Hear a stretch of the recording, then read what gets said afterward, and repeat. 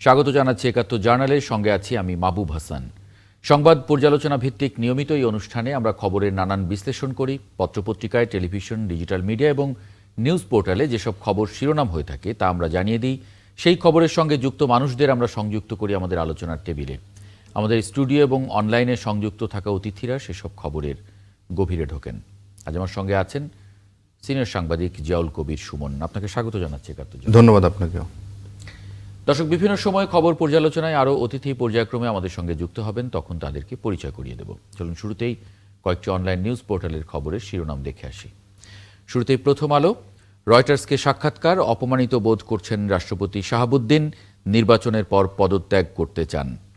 রাজশাহীতে গর্ত থেকে উদ্ধার করা শিশু সাজিদ বেঁচে নেই। গৃহকর্মীর বরাতে পুলিশ, বিতণ্ডার মধ্যে মাকে ছুরিকাঘাত, চিৎকারে ঘুম থেকে উঠে এলে মেয়ের ঘাড়ে কোপ। জাতির উদ্দেশ্যে ভাষণে সিইসি, জাতীয় নির্বাচন 12 ফেব্রুয়ারি। বাংলা ট্রিবিউন। অপমানিত বোধ করায় নির্বাচনের পর পদত্যাগ করতে চান রাষ্ট্রপতি। রয়টার্সকে সাক্ষাৎকার, তফসিলের পর ইসির নিয়ন্ত্রণে যা থাকবে। কিংস অ্যারেনায় অনুশীলন করতে না পেরে ক্ষুব্ধ মোহামেডান। 60 ফুট গভীর গর্ত থেকে উদ্ধার শিশু সাজিদ মারা গেছে। BDNews24.com। গণভোটের একাল সেকাল, একটা বিশেষ প্রতিবেদন তাদের। আমার ভালো লাগে না, রাষ্ট্রপতি শাহাবুদ্দিন। সচিবালয়ে ভাতার আন্দোলন, আটক 11। রাজশাহীর গর্ত থেকে উদ্ধার সেই শিশুকে মৃত ঘোষণা। জোটের ভোটেও প্রতীক নিজ দলের, রিট খারিজ। এই ছিল মোটামুটি এই মুহূর্তের অনলাইন নিউজ পোর্টালগুলোর সংবাদের শিরোনাম। জলকবির সুমন, সারা দিনের যে আলোচনা, গণভোট এবং ত্রয়োদশ জাতীয় সংসদ নির্বাচনের তফসিল ঘোষণা করা হয়েছে, আমরা একটু প্রতিবেদনটা দেখে এটা নিয়ে একটু কথা বলবো। দর্শক, একাত্তর টেলিভিশনে একটি প্রতিবেদন আছে বিশেষ করে রাজনৈতিক দলগুলোর প্রতিক্রিয়া তফসিল ঘোষণার পরে। একটু দেখে নেই প্রতিবেদনটি। ত্রয়োদশ জাতীয় সংসদ নির্বাচনের বহুল কাঙ্ক্ষিত তফসিল বৃহস্পতিবার সন্ধ্যায় জাতির উদ্দেশ্যে দেয়া ভাষণে প্রধান নির্বাচন কমিশনার জাতীয় নির্বাচন এবং গণভোট কবে হচ্ছে তার বিস্তারিত তুলে ধরেন। 2026 সালের ফেব্রুয়ারি মাসের 12 তারিখ রোজ বৃহস্পতিবার 300 আসনে ত্রয়োদশ জাতীয় সংসদ সাধারণ নির্বাচন এবং একই সাথে জুলাই জাতীয় সনদ সংবিধান সংস্কার বাস্তবায়ন আদেশ 2025-এর উপর গণভোট অনুষ্ঠিত হবে। দীর্ঘদিন ধরে নির্বাচন অনুষ্ঠানের দাবি জানিয়ে আসা বিএনপি এই তফসিলকে স্বাগত জানিয়েছে। তাৎক্ষণিক এক প্রতিক্রিয়ায় দলটির মহাসচিব কমিশন সুষ্ঠু ও গ্রহণযোগ্য একটি নির্বাচন উপহার দেবে বলে প্রত্যাশা করেন। না, নিঃসন্দেহে অত্যন্ত আনন্দের দিন একটা। আমি তো সেই জন্যই প্রথমে বলেছি যে আমরা আশ্বস্ত। এই কথা আমি আপনাদের কিন্তু বরাবরই বলেছি যে নির্বাচনের ব্যাপারে আমার কোনো আপনার আশঙ্কা নেই, আপনার কোনো রকমের আমি ভুগছি না যে নির্বাচন হবে কি হবে না। নির্বাচন হতেই হবে, সেটা হয়েছে, ঘোষণা হয়েছে এবং ইনশাল্লাহ নির্বাচন হবে। আমরা মনে করি যে আজকে এই নির্বাচনের মধ্য দিয়ে বাংলাদেশের গণতান্ত্রিক ইতিহাসে একটি নতুন দিগন্তের সূচনা হবে। তফসিলকে স্বাগত জানিয়েছে জামাতে ইসলামীও। এক সংবাদ সম্মেলনে দলটির সহকারী সেক্রেটারি জেনারেল আশা প্রকাশ করেছেন, নির্বাচনকে অর্থবহ করতে কমিশন সর্বোচ্চ দায়িত্বশীল ভূমিকা রাখবে। অনেকগুলো গুরু দায়িত্ব নির্বাচন কমিশনকে পালন করতে হবে। সবগুলো রাজনৈতিক দলের জন্য লেভেল প্লেইং ফিল্ডকে নিশ্চিত করা, অবৈধ অস্ত্র উদ্ধার করা এবং জাতীয় সংসদ নির্বাচনকে অর্থবহ করার জন্য প্রশাসনিক এবং অন্যান্য যতগুলো দায়িত্ব আছে এই সবগুলো দায়িত্ব পালনে তারা সর্বোচ্চ দায়িত্বশীলতার পরিচয় দিয়ে তারা দায়িত্ব পালন করবে। এদিকে নির্বাচন নিয়ে কমিশনের সদিচ্ছা থাকলেও নিরপেক্ষতা নিয়ে শঙ্কা আছে এনসিপির। আপনারা জানেন, বিভিন্ন জায়গায় আরো অস্ত্রের ঝনঝনানি আমরা শুনতে পাচ্ছি। আমরা এই ইলেকশনে সুষ্ঠু নির্বাচনের জন্য পেশি শক্তি, টাকার প্রভাব, গডফাদারের যে সংস্কৃতি আমাদের অতীতে নির্বাচনে রয়েছে, সেই সংস্কৃতি কতটুকু বন্ধ করতে পারবে সে বিষয়ে নির্বাচন কমিশনের উপরে আমাদের যথেষ্ট সন্দেহজনক অবস্থান রয়েছে। নির্বাচন কমিশন যে দলীয় নয় সেটি প্রমাণ করতে তাদের নিরপেক্ষ আচরণ প্রত্যাশা করেন এই এনসিপি নেতা। কতটুকু নিরপেক্ষ হতে পারবে সেই বিষয়ে আমাদের সন্দেহের জায়গা রয়েছে। শফিকুল হক, একাত্তর, ঢাকা। আমরা প্রতিবেদন দেখছিলাম। জিয়াউল কবির সুমন, রাজনৈতিক দলগুলো প্রতিক্রিয়া জানিয়েছে। মোটা দাগে প্রথম বাক্য সবাই ইতিবাচক দেখিয়েছে, কিন্তু পরের লাইনগুলোতে আমরা দেখছি যে কেউ বলছে যে নিরপেক্ষতা নিয়ে বা শঙ্কা, চ্যালেঞ্জের বিষয়গুলো। কেউ আইন শৃঙ্খলা চ্যালেঞ্জ। কিভাবে দেখছেন আসলে? আসলে নির্বাচনী ট্রেনটা প্রস্তুত হয়ে গেছে অলরেডি। এতদিন এই ট্রেনটা বিভিন্ন স্টেশনে থেমেছিল, বিভিন্ন স্টেক হোল্ডারদের সাথে বিভিন্ন আলোচনা এগুলো তারা করেছেন।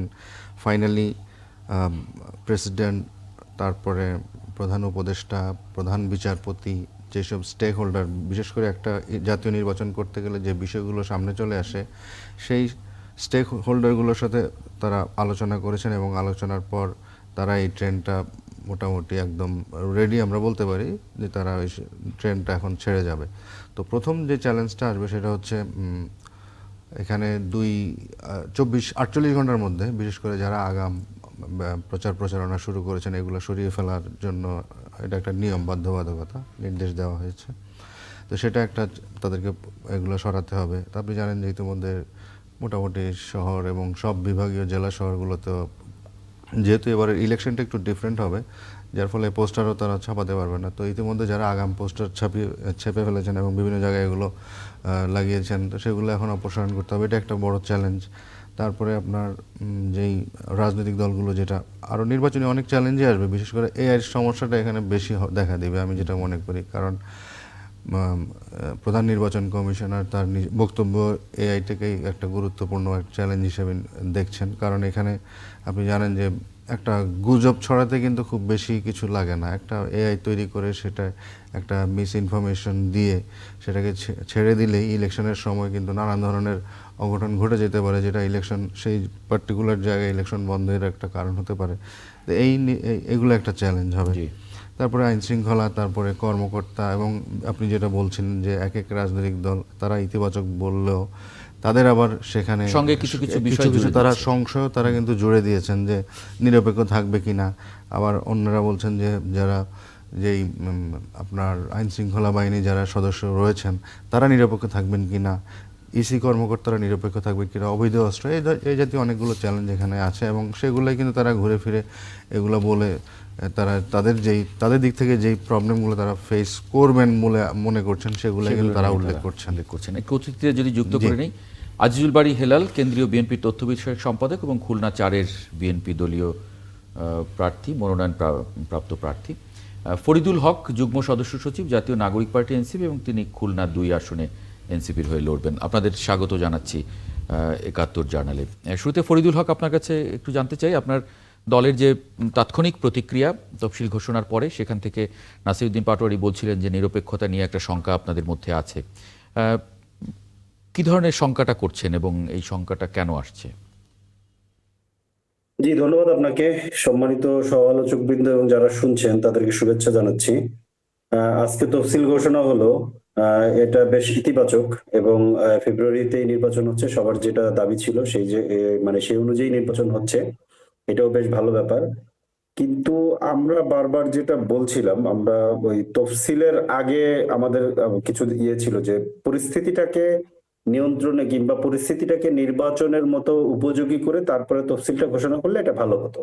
যেমন ব্যাপারটা হচ্ছে যে দেখেন যে আমরা একদমই নতুন একটা রাজনৈতিক দল, ওই অর্থে ধরেন অন্তত কথাবার্তায় কেউ আমাদেরকে কাউন্টই করে না যে আমরা 5%ও ভোট পাবো না, এই ধরনের একটা অ্যাটিটিউড আছে। তো কিন্তু অলরেডি ইতিমধ্যে আমাদের নেতাকর্মীদের উপরেও হামলা শুরু হয়েছে। গতকালকে কিংবা পরশুদিন নারায়ণগঞ্জে আমাদের 3 জন নেতাকর্মীকে ছুরিকাঘাত করা হয়েছে। আপনার ধরেন বিভিন্ন জায়গাতে পোস্টার ব্যানার সাঁটাতে বাধা দেওয়া হচ্ছে, এই ধরনের ঘটনা ঘটছে। এর আগে বিএনপি এবং জামাত, 2 বড় রাজনৈতিক দল, তারাও নিজেদের বড় বড় শোডাউন করতে গিয়ে ধরেন সংঘর্ষে জড়িয়েছে। এরকম অনেকগুলো পরিস্থিতি তৈরি হয়েছে। আমাদের যে কথাটা আমরা বলতে চাচ্ছি যে আগামী যে নির্বাচনটা, এবারে যে ত্রয়োদশ নির্বাচন, এই নির্বাচনটা আগের নির্বাচনগুলো থেকে আলাদা। এই নির্বাচনটা কিন্তু সাধারণ সময়ের একটা রেজিম চেঞ্জের নির্বাচন না। আমরা একটা গণতান্ত্রিক সংস্কার প্রক্রিয়ার মধ্যে আছি, সেই সংস্কার প্রক্রিয়ার একটা ফাইনাল টাচ হবে নির্বাচন, এরপরে পরবর্তী পার্লামেন্ট হবে, সংবিধান সংস্কার পরিষদ হবে। অতএব এই পুরো সময়টা নির্বিঘ্ন হওয়া এবং আমাদের সবার একেবারে ঐক্যবদ্ধভাবে এই সময়টা পার করা, এটা খুব জরুরি। কিন্তু আমরা এই সাধারণ নির্বাচনের সময় যে কথাটা আমরা বারবার বলি যে লেভেল প্লেইং ফিল্ড, আমাদের কিন্তু লেভেল প্লেইং ফিল্ডের থেকে আর এক ধাপ এগিয়ে এবার আলাপ করতে হবে। লেভেল প্লেইং ফিল্ড বললে যেটা হয় যে নির্বাচন কমিশন এবং সরকার এবং প্রশাসনের দিকে বলটা ঠেলে দেওয়া হয়, তাদের কোর্টে বলটা ঠেলে দেওয়া হয়।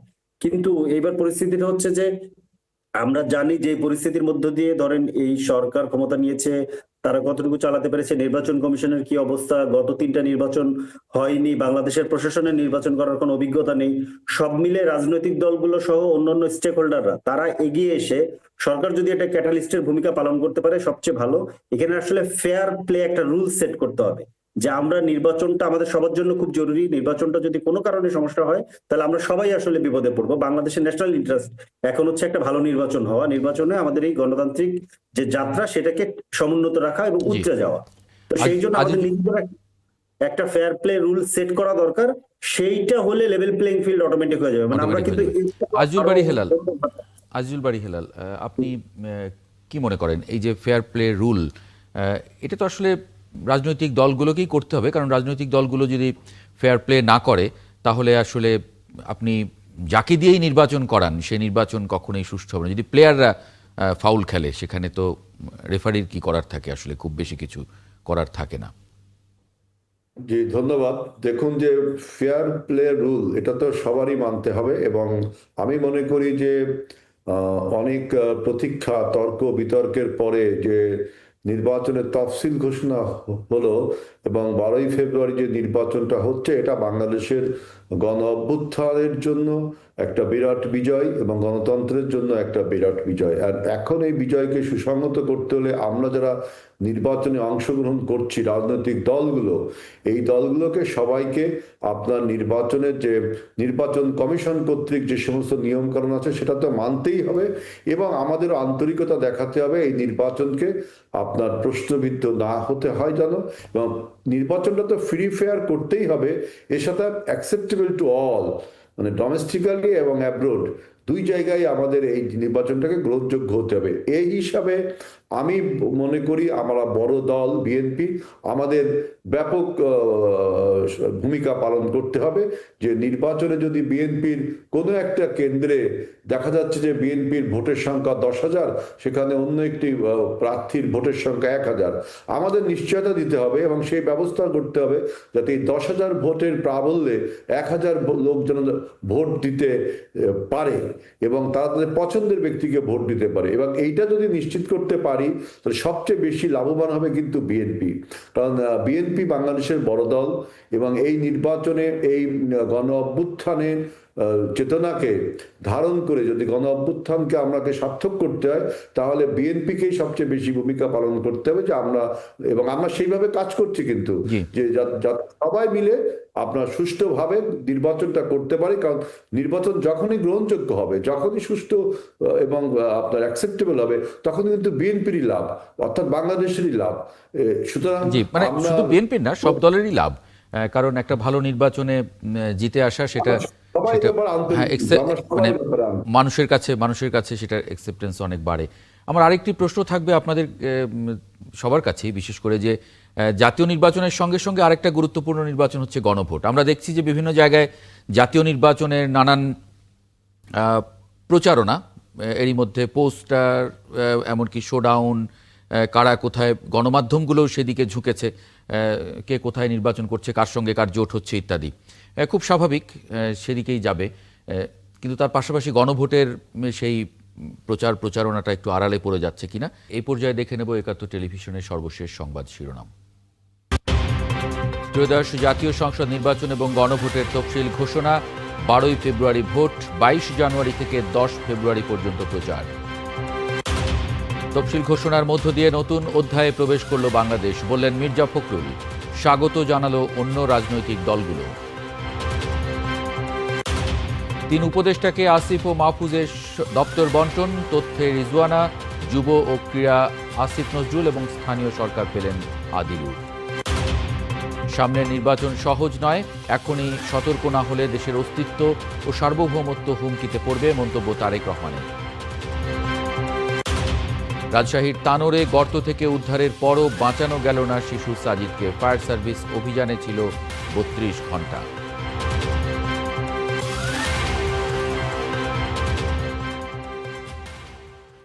এবারে দেখে নেব দেশের অন্যান্য সংবাদভিত্তিক টেলিভিশনগুলো কি শিরোনাম করেছে আজকে।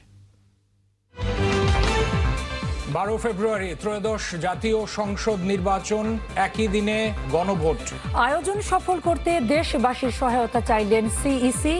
তফসিলকে স্বাগত প্রধান উপদেষ্টার, রাজনৈতিক দলগুলোর সন্তোষ। 12 ফেব্রুয়ারি বৃহস্পতিবার হবে সংসদ নির্বাচন ও গণভোট। 30 ডিসেম্বর শুরু মনোনয়ন দাখিল।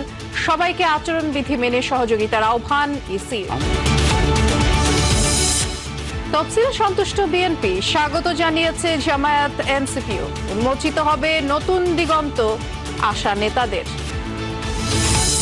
ভোটে জয়ী হলে দল নয়, জনগণের সরকার গঠন করবে বিএনপি, মন্তব্য তারেক রহমানের। মিথ্যা বলে দেশবাসীকে বিভ্রান্ত করছে কেউ কেউ।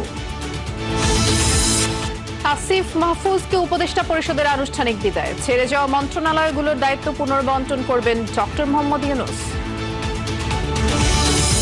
সচিবালয় ভাতার দাবিতে আজও বিক্ষোভ। সংযুক্ত কর্মচারী পরিষদের সভাপতি সহ 4 জন আটক। সর্বাত্মক আন্দোলনের ঘোষণা। শুরু হলো সুপ্রিম কোর্ট সচিবালয়ের পথ চলা। ভোটের আগে পঞ্চদশ সংশোধনী নিয়ে প্রশ্নবিদ্ধ রায় দিতে চান না আপিল বিভাগ। জাতীয় সংসদ নির্বাচনের ভোট 12 ফেব্রুয়ারি, একই দিনে হবে গণভোট। 29 ডিসেম্বরের মধ্যে মনোনয়নপত্র দাখিল, প্রচারণা শুরু 22 জানুয়ারি। নির্বাচনের তফসিলকে স্বাগত জানালো রাজনৈতিক দলগুলো। সুষ্ঠু ভোটের মধ্য দিয়ে গণতান্ত্রিক উত্তরণের আশা নেতাদের। আগামী নির্বাচন সহজ হবে না বললেন তারেক রহমান। বিএনপি সতর্ক না হলে গণতন্ত্র হুমকিতে পড়ার শঙ্কা। নতুন ফ্যাসিবাদ কায়েমের চেষ্টা দেখছে মির্জা ফখরুল। সুপ্রিম কোর্ট সচিবালয় উদ্বোধনে রাজনৈতিক প্রভাব মুক্ত হলো বিচার বিভাগ, বললেন আইন উপদেষ্টা। স্থায়িত্ব নিশ্চিতে চ্যালেঞ্জ দেখছেন প্রধান বিচারপতি। দাবি আদায়ে এবার যাত্রী সেবা বন্ধ করতে যাচ্ছেন মেট্রো রেলের কর্মকর্তা কর্মচারীরা। কাল সর্বাত্মক কর্মবিরতির ডাক, সিদ্ধান্ত থেকে সরে আসার আহ্বান কর্তৃপক্ষের।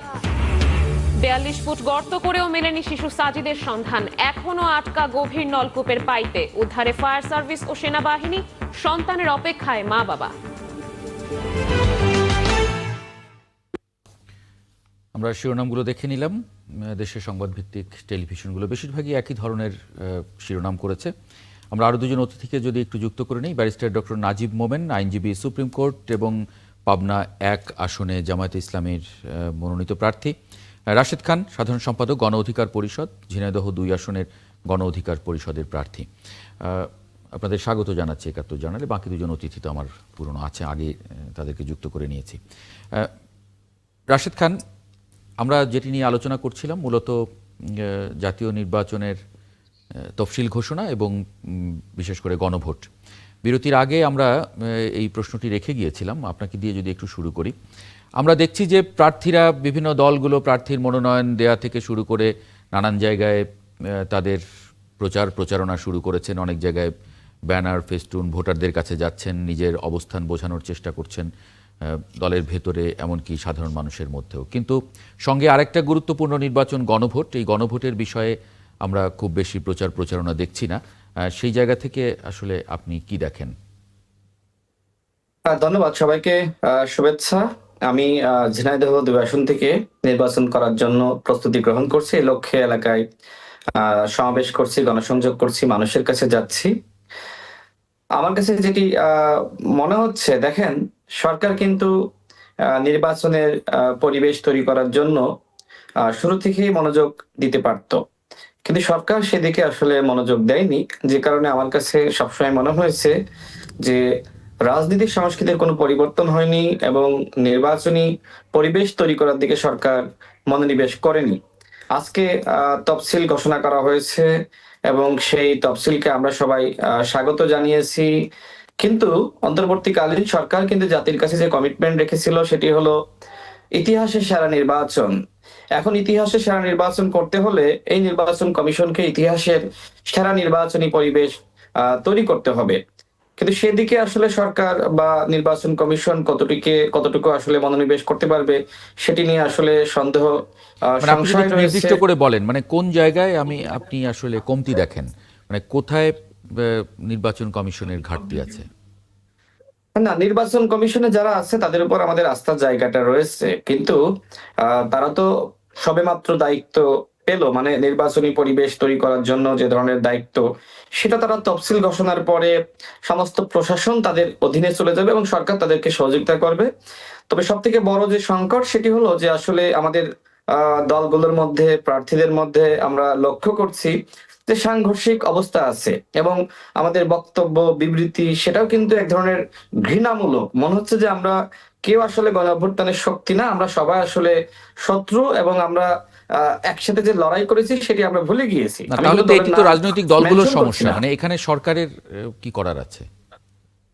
না, সরকারের তো অনেক কিছু করার ছিল, কারণ এই সরকার তো আসলে আমাদের সবার সরকার, এই সরকার আমাদের অভিভাবক ছিল, কিন্তু সরকার তো ওইভাবে রাজনৈতিক দলগুলোর সাথে বসে নিয়ে আলোচনা করেনি। হ্যাঁ, ঐক্যমত কমিশনে আলোচনা হয়েছে, সেখানে শুধুমাত্র সংবিধান সংস্কার নিয়ে আলোচনা হয়েছে। কিন্তু আপনি নিশ্চয়ই জানেন যে অতীতেও কিন্তু 90-এর পরে যখন 91-তে নির্বাচন হলো তখনও কিন্তু এই ধরনের বিভিন্ন রূপরেখা ছিল, সেটা তো পরবর্তীতে আসলে বাস্তবায়ন হয়নি। তো এইবার কিভাবে আসলে বাস্তবায়িত হবে সেটি নিয়ে কিন্তু সন্দেহ সংশয় আছে। বিশেষ করে আপনি যে গণভোটের কথা বলছেন, দেখেন গণভোট নিয়ে আসলে কোনো প্রচারণা আছে? সরকার বলছিল 3 মাস গণভোটের উপরে বা সংস্কারের উপরে মানুষকে প্রশিক্ষণ দিবে, মানুষকে বোঝাবে। কিন্তু আমি যখন ঝিনাইদহ 2 আসনে আমি গণসংযোগ করতে গিয়েছি, বিশ্বাস করবেন কি করবেন না আমি জানি না, বাট যেটা সত্য আমাকে বলতে না, হবে। কিন্তু এটা তো আপনাদের এজেন্ডা, মানে এটা নিয়ে এটা তো রাজনৈতিক দলগুলোর এজেন্ডা, রাজনৈতিক দলগুলোর এজেন্ডা। অবশ্যই রাজনৈতিক দলগুলোর এজেন্ডা ঠিক আছে, কিন্তু এই গণভোট যেহেতু একই দিনে হবে এবং একই সাথে জাতীয় নির্বাচন হবে, সরকারের দায়িত্ব ছিল সংস্কারের বিষয়গুলো নিয়ে মানুষের কাছে যাওয়া, মানুষকে বোঝানো, মানুষকে প্রশিক্ষণ দেওয়া। তো এখন তো আসলে আমরা জাতীয় নির্বাচনের জন্য ভোট চাইবো নাকি গণভোটের জন্য মানুষকে আসলে বোঝাবো? এই যে 4টা প্রশ্ন আর একটা উত্তর, এটি আসলে খুবই জটিল। না, জটিল। ব্যারিস্টার ডক্টর নাজিব মোমেন, আপনারা স্বাগত জানিয়েছেন এই তফসিলকে, একই সঙ্গে কিছু দাবিও রেখেছেন, যেমন আইন শৃঙ্খলা পরিস্থিতি, অস্ত্র উদ্ধার ইত্যাদি। মানে সেই জায়গা থেকে আসলে কি দেখেন? আসলে যেটা এখানে ইলেকশনের বিষয়টাকে আমরা স্বাগত জানিয়েছি, কারণ এই গভর্নমেন্টের 3টা যে ম্যান্ডেট ছিল, সংস্কারের বিষয়টা একটা পর্যায়ে গিয়েছে, তারপরে বিচারের বিষয়টিও কিন্তু একটা পর্যায়ে পর্যন্ত গিয়েছে, একটি রায় হয়েছে, অন্যান্য বিচারগুলা পাইপলাইনে আছে, কিছু ট্রায়াল শুরু হয়েছে। এখন তৃতীয় যে বিষয়টা ছিল, এ ব্যাপারে রোডম্যাপ হয়েছিল, কিন্তু তফসিল নিয়ে অনেক অনিশ্চয়তা ছিল। এটা তফসিল হলো, এটাকে আমরা স্বাগত জানিয়েছি। কিন্তু একই সাথে যে কনসার্ন গুলো রয়ে গিয়েছে, বিশেষ করে আইন শৃঙ্খলা পরিস্থিতি আমরা দেখছি একটা পলিটিক্যাল পার্টি গুলা একটা মানে পরস্পরের মুখোমুখি হয়ে যাচ্ছে এবং ক্ষেত্র বিশেষে একই পলিটিক্যাল পার্টির মধ্যে আভ্যন্তরীণ কোন্দলে প্রচুর মানুষ মারা যাচ্ছে। এখনো পর্যন্ত যেটা হিসাব সেটা 200-র উপরে মারা গিয়েছে। তো এটা কিন্তু একটা বড় কনসার্ন। মানুষের মধ্যে যদি আপনি আস্থা তৈরি করতে না পারেন যে ভোট কেন্দ্রে সে নির্বিঘ্নে যেতে পারবে, নিরাপত্তার সাথে যেতে পারবে, তাহলে কিন্তু আপনি শতাব্দীর সেরা, ইতিহাসের সেরা ইলেকশন করতে চাচ্ছেন, এটা কিভাবে করবেন? ভোটাররা যদি ভোট দিতে না দেয় সেটা তো হবে না। তারপরে দ্বিতীয় যে কোশ্চেনটা আপনি করেছেন এবং রাশেদও সেটা এখানে অ্যাড করেছে, যেটা যে গণভোটের বিষয়টা একই দিনে হওয়া, এবং এখানে যেহেতু প্রার্থীরা তাদের নিজেদের জাতীয় সংসদ যে নির্বাচনে তারা নমিনি হয়েছেন, বিভিন্ন পার্টির থেকে প্রার্থী হয়েছেন, নিজেদের পক্ষে প্রচারণা করবে, সেক্ষেত্রে আপনার গণভোটের পক্ষে কে প্রচারণা করবে? এটা কিন্তু আমরা প্রথম থেকেই বলে এসেছি, একসাথে একই দিনে করা, এটা যদি হয় তাহলে গণভোটের ইস্যুটা কিন্তু মাঠে মারা যাবে। লিটারালি এটা কিন্তু গিয়েছে মাঠে। কিন্তু আপনি যদি আপনার আসনে যে ভোটারের কাছে ভোট চাইছেন সেখানে যদি আপনি গণভোটের ভোটটাও চান, তাহলে তো হয়ে যায়।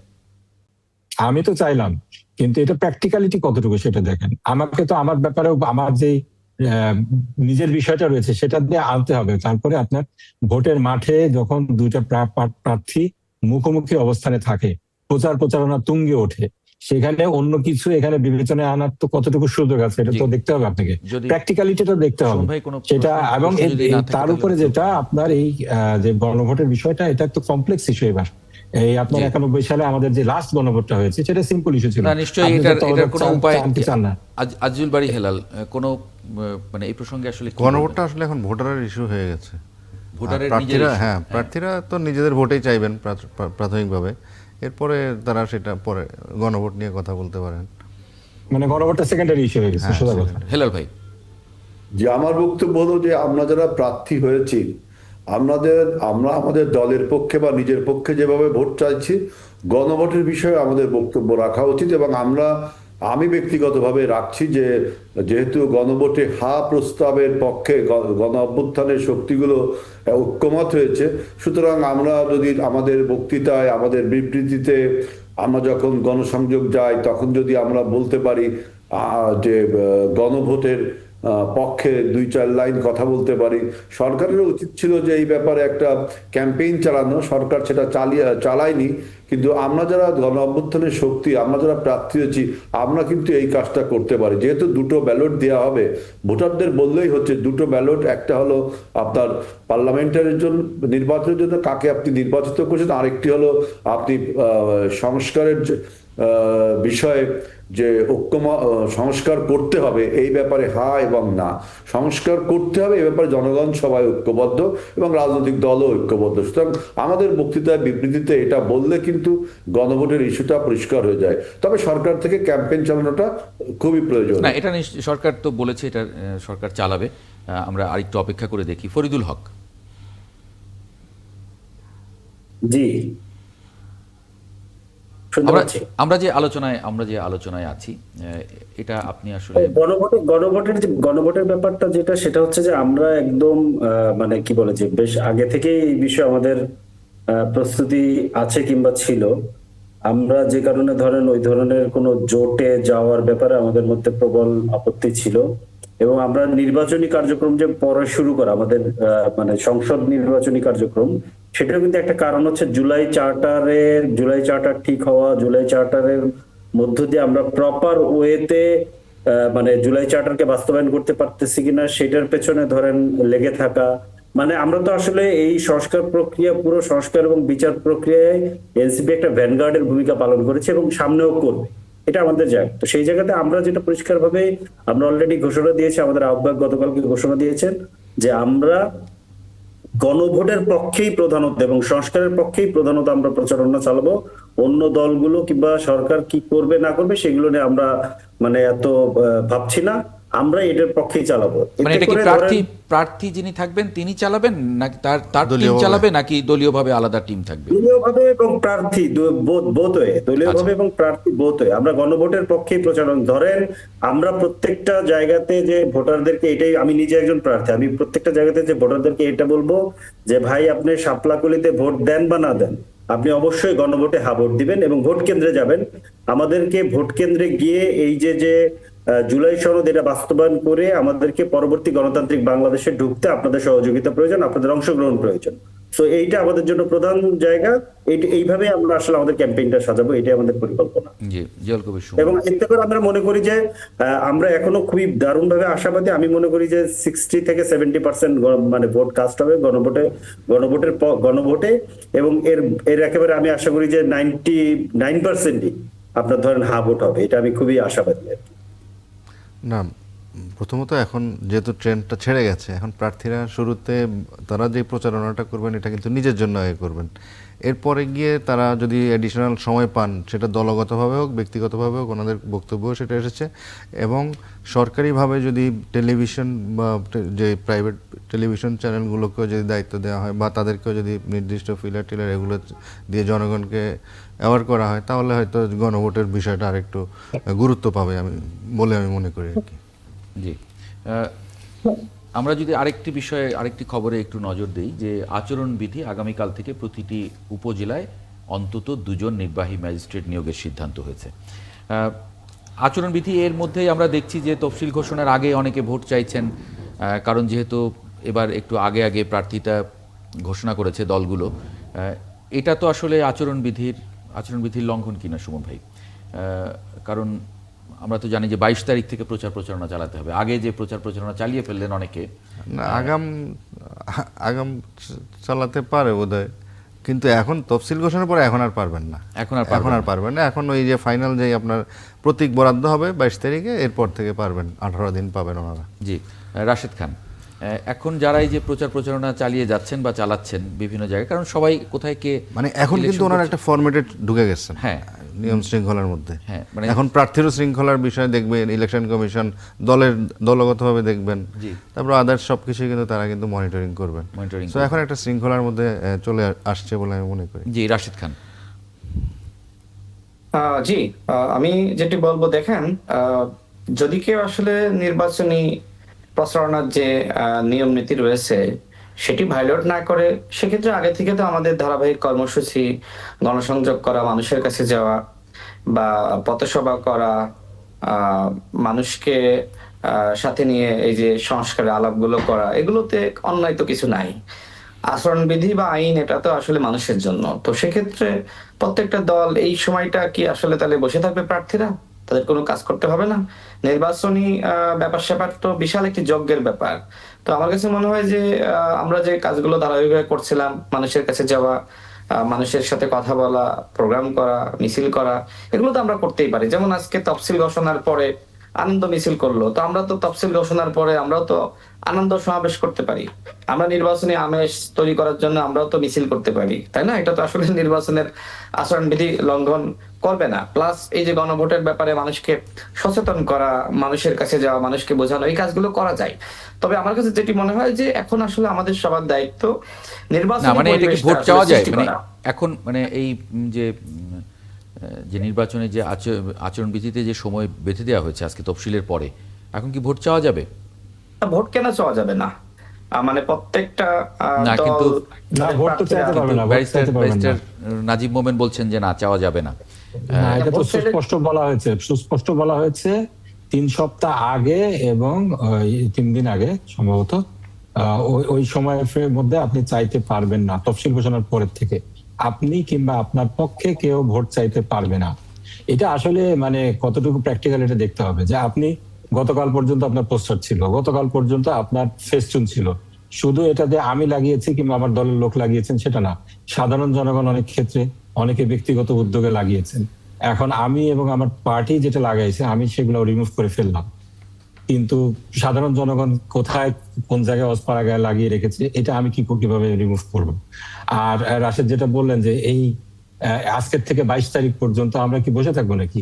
মানে এক্ষেত্রে যে রেস্ট্রিকশন গুলা দেয়া হয়েছে, যে প্রচার, আমি ভোট চাইতে পারবো না, কিন্তু আমি সভা সমাবেশের ক্ষেত্রে কোনো বিধিনিষেধ দেখি না। কিন্তু সেখানে আবার কেউ হঠাৎ করে কোনো প্রার্থীর স্লোগান দিয়ে ফেললেন, মিছিল করে ফেললেন, কোন একজন বক্তা ভোট স্লোগান দিয়ে ফেলেন, সেক্ষেত্রে এটা ভায়োলেশন তো হচ্ছে। তো এগুলা একটু আসলে মনে হয় ইমপ্র্যাকটিক্যাল। আবার আপনি দেখেন এটা কতটুকু কমার্শিয়ালি ভায়াবল। আমার ফেস্টুন, ব্যানার, পোস্টার না আপনি নষ্ট করে ফেলেন, আবার 21 দিন আগে আপনার 22 তারিখ থেকে আবার নতুন করে লাগাতে হবে এগুলো সবকিছুই। তো এখানে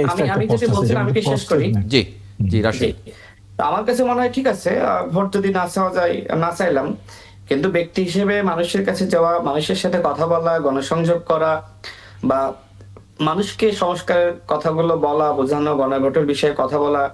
এখন গণভোট তো আপনি অপেক্ষা করতে পারবেন না, এটা তো সরকারের দায়িত্ব যে গণভোটের ভোটের পক্ষে আসলে মানুষকে মোটিভেট করা, মানুষকে বোঝানো। না, তাহলে গণভোটের জন্য তো চাওয়া যাবে না। তাহলে তো গণভোটের জন্য তফসিল তো গণভোটের জন্য সেম না, তফসিল তো গণভোটের জন্য সেম বলে আমার কাছে মনে হয় না। গণভোট এটা রাষ্ট্রীয় ব্যাপার, সরকারের ব্যাপার, এটা আমাদের সবার দায়িত্ব, দলগুলোর দায়িত্ব। গণভোটটা যদি হেরে যায় তাহলে তো এই গণঅভ্যুত্থান হেরে যাবে। সুতরাং এই গণভোটের ব্যাপারে, তবে এখানে সমস্যাটা সরকার সৃষ্টি করেছে, যেমন 4টা প্রশ্ন 1টা উত্তর, এবং আমরা ঐক্যমত কমিশনে যখন বৈঠক করেছি আমরা কতটুকু আসলে ঐক্যমতে পৌঁছেছি, কতটুকু পৌঁছায়নি। তো সরকার আসলে আমি দেখলাম এই 4টা প্রশ্নের মধ্যে আপনার এমন ভাবে তারা প্রশ্নগুলো তৈরি করেছে যেটা আসলে বিএনপি কেও কভার করে, জামাতকেও কভার করে, আমাদেরকেও কভার করে। অর্থাৎ সরকার কাউকে নাখোশ করে নাই, ক্ষমতায় গিয়ে যে যার মতন করে যতটুকু ঐক্যমতে এসেছে সে তার মতন করে অতটুকু বাস্তবায়ন করলে যথেষ্ট, যেটা 4 নম্বরে যেটা বলছে যে রাজনৈতিক ঐক্যমতের ভিত্তিতে সংস্কার। তো আমার কাছে মনে হয় যেটি হোক না কেন, তারপরেও এই গণভোটের পক্ষে আমাদের অবশ্যই কথা বলতে হবে। তো এটার জন্য অপেক্ষা করতে হবে বলে আমার কাছে মনে হয় না। জাতীয় নির্বাচনে আমাদের যে ভোট, প্রার্থীর যে ভোট, সেটার ক্ষেত্রে বিধিনিষেধ থাকতে পারে, কিন্তু মানুষের কাছে যাওয়া, অন্যায়ের বিরুদ্ধে কথা বলা, মানুষকে সচেতন করা এবং নির্বাচনী পরিবেশটা যাতে তৈরি হয় সেজন্য সবাই যাতে সবার জায়গা থেকে এগিয়ে আসে। দেখেন, নির্বাচন তো নির্বাচন কমিশন একা করবে না। এই নির্বাচনকে যদি আপনি ইতিহাসে সেরা নির্বাচন করতে চান এবং ফ্যাসিবাদ মুক্ত নির্বাচন করতে চান, ফ্যাসিবাদ মুক্ত নির্বাচন আমি কেন বলছি সে বিষয়ে একটু ব্যাখ্যা করে আমি পরের বিষয়ে যাচ্ছি। দেখেন, আওয়ামী লীগ কিন্তু এক ধরনের চক্রান্ত করছে, ভারত এক ধরনের চক্রান্ত করছে যে স্বতন্ত্রভাবে আওয়ামী লীগের পদধারী নেতারা তারা আপনার 300 আসনে নির্বাচন করবে। আমি এখনো পর্যন্ত জানতে পেরেছি যে তারা ইতোমধ্যে 60টি আসনে প্রস্তুতি নিয়েছে, যারা ডামি এমপি ছিল, যারা আওয়ামী লীগের পদধারী নেতা ছিল, যাদের টাকা পয়সা আছে, মানে 60টি মানে 60 কালো টাকা পিসি শক্তির মাধ্যমে নির্বাচনটা করবে। আমি শেষ করি। 60 তো এই যে 60টি মানে নির্বাচনী পরিবেশটা কিন্তু 60 আওয়ামী আসন লীগ কিন্তু এইভাবে বানচাল করে ফেলতে পারে। তো সেক্ষেত্রে আমার কথা হলো যে নির্বাচনী পরিবেশটা হতে হবে ফ্যাসিবাদ মুক্ত নির্বাচনী পরিবেশ। সেই পরিবেশটা আসলে কতটুকু সরকার তৈরি করতে পারবে, রাজনৈতিক দলগুলো যদি সোচ্চার থাকে, যেমনি ভাবে গণঅভ্যুত্থানের সময় আমরা সোচ্চার ছিলাম। আমি প্রধান নির্বাচন কমিশনের সাথে বৈঠক করেছিলাম, আমি তাকে বলেছি যে এই যে স্বতন্ত্র লীগ রূপে আওয়ামী লীগ ফিরে আসার চেষ্টা করছে ভারতীয় নির্দেশনায়, তো যদি 300 আসনে স্বতন্ত্র লীগ বা আওয়ামী লীগের পদধারী নেতারা দাঁড়িয়ে যায়, সেক্ষেত্রে আপনি কি করবেন? এই যে ছাত্রলীগ, যুবলীগ, আওয়ামী লীগ যারা পালিয়ে রয়েছে, এরা তো তখন কিন্তু ওই যে নির্বাচনের আচরণ বিধির দোহাই দিয়ে এরা কিন্তু সবাই ফিরে আসবে, তখন তো নির্বাচন বানচাল হয়ে যাবে। অর্থাৎ তফসিল ঘোষণা হয়েছে, এর মধ্য দিয়ে আসলে সবকিছু একদম সমাধান হয়ে গেছে, নির্বাচনী পরিবেশ তৈরি হয়ে যাবে, এটা আমি মনে করছি না। কারোর যদি কোনো মামলা না থাকে, সেই কাজগুলো করতে হবে। আমি বলি কারোর যদি কোনো মামলা না থাকে, আইনে যদি আপনি তাকে আটকাতে না পারেন, তাহলে সে নির্বাচনে দাঁড়ালে আপনি ঠেকাবেন কি করে? না, যেহেতু আওয়ামী লীগ তাদের সাংগঠনিক কার্যক্রম নিষিদ্ধ, সুতরাং এই সাংগঠনিক কার্যক্রম নিষিদ্ধ আওয়ামী লীগের কোন নেতা সে যদি পদত্যাগ করে ফেলে, আগে আওয়ামী লীগ অংশ নেওয়ার সে যদি পদত্যাগ করে ফেলে, তার যদি আর আওয়ামী লীগের কোনো দেখেন পদত্যাগ কার কাছে করবে? পদত্যাগ তো গৃহীত হইতে হবে, তাই না? যখন গণঅভ্যুত্থান চলছিল, এখন তো আমরা দেখছি দল বদলও হচ্ছে, এই দল থেকে ও দলে যাচ্ছে, সুতরাং এরকম করে তারা যদি আওয়ামী লীগের কোনো পদধারী নেতা এই কাজটা করার সুযোগ নাই। যারা আওয়ামী লীগের কর্মী সমর্থক ছিল সেটা আলাদা কথা, কিন্তু যারা ডামি নির্বাচনে অংশ নিয়েছে, ডামি নির্বাচনে সহযোগিতা করেছে, শেখ হাসিনার ডোনার যারা ছিল, তারা তো কোনোভাবেই নৈতিকভাবে নির্বাচনে অংশ নেওয়ার সুযোগ নাই। বিচারটা শেষ হবে এরপরে। ঠিক একইভাবে জাতীয় পার্টি এবং একইভাবে আপনার 14 দল, এরা তো নির্বাচনে অংশ নিতে পারবে না। এখন আপনি আমাকে প্রশ্ন করতে পারেন যে আইনে তো এটা নাই, এটা আইন তো কভার করে না, তো কোন আইন আসলে গণঅভ্যুত্থান কভার করে? আমরা কোন সংবিধান আর কোন আইন মেলে গণঅভ্যুত্থান ঘটিয়েছি? তো কিছু কিছু ক্ষেত্রে এই গণঅভ্যুত্থান আমাদের বৈধতা, গণঅভ্যুত্থান আমাদের সংবিধান, গণঅভ্যুত্থান আমাদের আইন। কিন্তু নির্বাচন কমিশন তো বলেছে জাতীয় পার্টি নির্বাচন করতে বাধা নেই। নির্বাচন কমিশন তো এরকমটাই গণমাধ্যমে না, নির্বাচন কমিশন তাদেরকে ডাকেনি, ঐক্যমত কমিশন তাদেরকে ডাকেনি। ঠিক একইভাবে অনেক কৌশল রয়েছে, আপনি সব জিনিস তো আসলে আপনি সব আইন দেখিয়ে পারবেন না। আইন দেখিয়ে না পারলেও সব জিনিস আইনের মধ্যেই হতে হবে, আইনের বাইরে কিছু হওয়ার সুযোগ তো নেই। আমরা শেখ হাসিনার পতন ঘটাতে পারি না। আইনের বাইরে যাওয়ার এটা আসলে খুব জোর জবরদস্তি কথা। গণঅভ্যুত্থানের পরে যে নির্বাচন হচ্ছে, সেই নির্বাচনে আপনি আওয়ামী লীগকে এটা রাশেদ খান, এটা জোর জবরদস্তির কথা, আপনাকে আইনের ভিতরেই কথা বলতে হবে। গণঅভ্যুত্থানের পরে যে নির্বাচন হতে হবে, সেই নির্বাচন হতে হবে ফ্যাসিবাদ মুক্ত নির্বাচন। তাহলে আপনি এই ফ্যাসিবাদকে যদি নিয়ে নির্বাচন করেন, তাহলে এই গণঅভ্যুত্থানের ফলাফল না, কিন্তু সেই নির্বাচন করতে গিয়ে যদি আপনি আবার ফ্যাসিবাদী হয়ে যান, তাহলে তো মুশকিল। আপনাকে তো আইনের মধ্যেই থেকেই করতে হবে। আমি গণঅভ্যুত্থানের যে আকাঙ্ক্ষা, সেই বাস্তবায়নের জন্য আমি কাজ করছি। ডেফিনেটলি। আমি যদি এখন আওয়ামী লীগকে সুযোগ দিই, জাতীয় পার্টির 14 দলকে সুযোগ দিই, তাহলে কি আমি ফ্যাসিবাদী মানে ফ্যাসিবাদী মুক্ত হয়ে যাব? আপনি যদি একটা ভালো নির্বাচন করেন রাশিদ, আমি এটা নিয়ে আসলে না, এটা ফিনিশিংটা দেন। আপনি প্রশ্ন করছেন যেটা আমি শেষ করি। মানে যদি একটা ভালো নির্বাচন করার জন্য যদি জনগণ ওই জাতীয় পার্টি যাকে আপনি নির্বাচন করতে দিতে চাইছেন না, সে লোক যদি জিতে আসে, আপনি জনগণ যদি তাকে মানে মনে করে জেতাবে, আপনি ঠেকানোর কে বা আমি ঠেকানোর কে? এক্স্যাক্টলি, আপনি খুব সুন্দর প্রশ্ন করেছেন। জনগণ যদি আওয়ামী লীগ জাতীয় পার্টি 14 দলকে চাইতো, জনগণ মাঠে এসে মিছিল করত, জনগণ তাদের পক্ষে কথা বলতো, এবং গণঅভ্যুত্থানের মধ্য দিয়ে তাদের বিদায় নিতে হতো না।